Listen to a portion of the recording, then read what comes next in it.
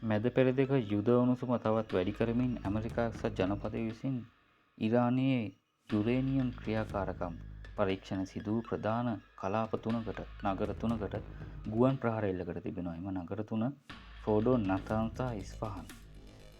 මෙම ස්ථාන සියල්ලම ඉරානයේ යුරේනියම් ප්‍රතික්‍රියාවන් සහ යුරේනියම් ආශ්‍රිත න්‍යෂ්ටික ක්‍රියාකාරකම් මූලික වශයෙන් සිදු වූ ප්‍රදේශ බලාගාර තුනක්. මෙම ක්‍රියාවලිය ඊශ්‍රායලය සහ ඉරානය අතර පැවැතුන ගැටුමට ඇමරිකා එක්සත් ජනපදයේ ඍජුවම සම්බන්ධ වීමක් ලෙස සැලකෙනවා. ඇමරිකානු ජනාධිපති ඩොනල්ඩ් ට්‍රම්ප් නිල වශයෙන් මෙම මෙහෙයුම සනාථ කරා. ඔහුගේ නිවේදනයක් මගින් ඔහු ප්‍රකාශ කරේ මේ ඇමරිකානු යුද ඉතිහාසයේ ඔවුන්ගේ ශක්තිමත් බව පෙන්වන තවත් එක් අවස්ථාවක් බවයි. තවදුරටත් ඇමරිකා එක්සත් ජනපද ආරක්ෂක අංශ පවසන්නේ B2 ස්ටෙලන්ත් බෝම්බ එනම් බර රාත්තල් 30,000ක බංක බස්ට බෝම්බයක් ඉරානයේ බිම යට සැඟව තිබූ ෆෝඩෝ න්‍යෂ්ටික පහසුකම් වලට යොමු කළ බවයි.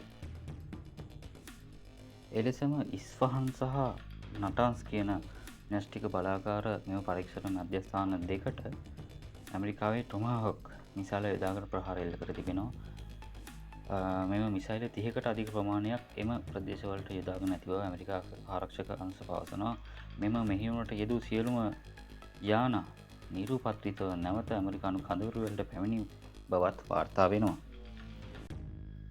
ඉරානයේ න්‍යෂ්ටික වැඩපිළිවෙළ සම්බන්ධ නිලධාරීන් පවසන්නේ මෙම ප්‍රහාරය ඔවුන්ට එල්ල වූ බවත් ඔවුන් පිළිගන්නා බවත්, නමුත් න්‍යෂ්ටික වැඩසටහන දිගටම කරගෙන යන බවත් ඔවුන් ප්‍රකාශ කර තිනවා.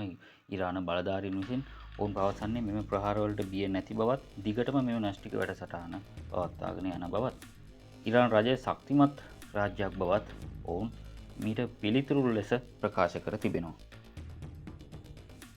ඇමරිකාව විසින් මෙම එල්ල කරන ලද ප්‍රහාරයට ඉරානය විසින් යුදමය ප්‍රතිචාරයක් දැක්වුවහොත් ඊට වඩා විශාල ප්‍රමාණයෙන් ඇමරිකාව විසින් එල්ල කරපු මෙම ප්‍රහාරයට වඩා වැඩි බලයකින් ප්‍රහාරයක් නැවත ඉරානයට එල්ල කරන බවට ජනාධිපති ඩොනල්ඩ් ට්‍රම්ප් මෙහිදී ඉරානයට තම පණිවිඩයක් ලබා දී තිබෙනවා, ප්‍රකාශයක් ලබා දී තිබෙනවා.